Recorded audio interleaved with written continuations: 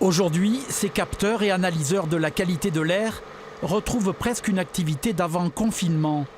Ils sont installés dans une station de mesure à Montpellier, située en proximité du trafic routier. Une des 50 stations fixes de l'Occitanie. Ce sont des mesures qui sont pour la plupart des appareils réalisées en permanence, 24 heures sur 24.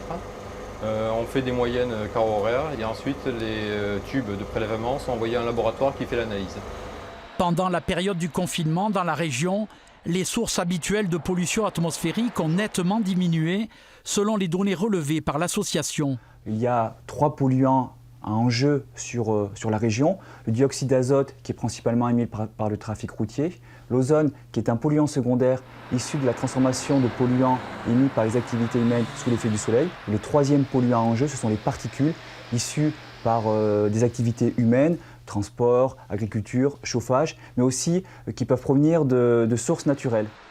Un mois après la reprise de l'activité économique, même partielle, la situation a évolué. La pollution est repartie à la hausse, mais dans des proportions limitées. Une bonne nouvelle pour la santé des habitants.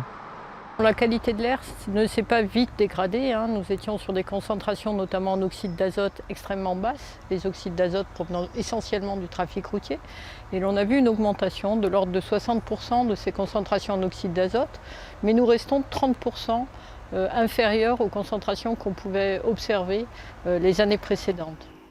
Avec les fortes chaleurs et l'afflux de touristes, les secteurs le plus souvent concernés par un retour de la pollution de l'air sont surtout le littoral et le département du Gard.